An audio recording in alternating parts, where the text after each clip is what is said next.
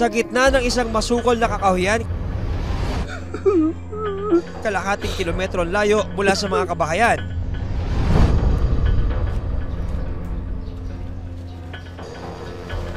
Isang katawan ng isang batang babae ang natagpuan. Patay! May patay! May patay! Tama na po! Ang biktima, pinatay gamit ang mga baging at hinihinalang pinagsamantalahan. Ba't ginawa sa'yo? Sino ang bata sa kakahuyan at paano niya sinapit ang malagim na katapusan? June 10, 2024, pinaghahanap ng pamilya ni Lando, hindi niya tunay na pangalan, ang nawawalang anak na si Maymay, 11 taong gulang. Mabuti pa ako na magdadala nito. Hindi. Kaya ko to. Para sa anak ko.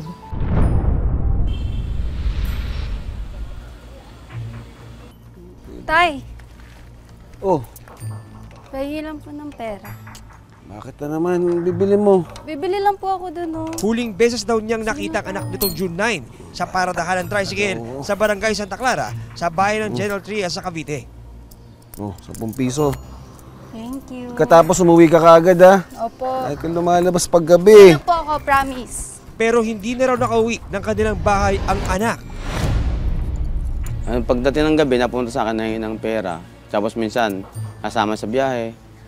Tapos sabay-sabay na pauwi. Pero yung time na yun, pinigilan ko siya eh. Sabi ko, uwi ka na kasi gabi na. Gusto sana sumama. Sabi ko, punuan pa ho kami. Kaya uwi ka na lang. Binigyan ko siya ng pera. 10 piso nga lang inabot ko sa kanya. Umalis na siya. Hindi na nagsalita. Kinabukasan, June 11, 2024, isang naaagnas na katawan ng isang bata ang natagpuan ng isang residente ng parehong barangay sa isang kakahuyan. Halos 500 metro ang layo mula sa bahay nila Lando. Nagpunta kami ng munisipyo. Bago pinunta kami ng mga bata roon, nag-iiyakan na. Padaanin niyo kami! Agad na pinuntahan ng pamilya ni Lando ang nasabing lugar.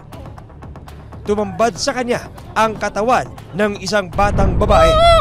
Yung takbo na punta rito, hanggang pagdating namin dito, meron na mga pulis po dyan. Maano na siya po, maitim na po, tsaka lubo na. Tsaka may tama po siya sa mukha. Siya na nga kaya ang nawawalang si Maymay?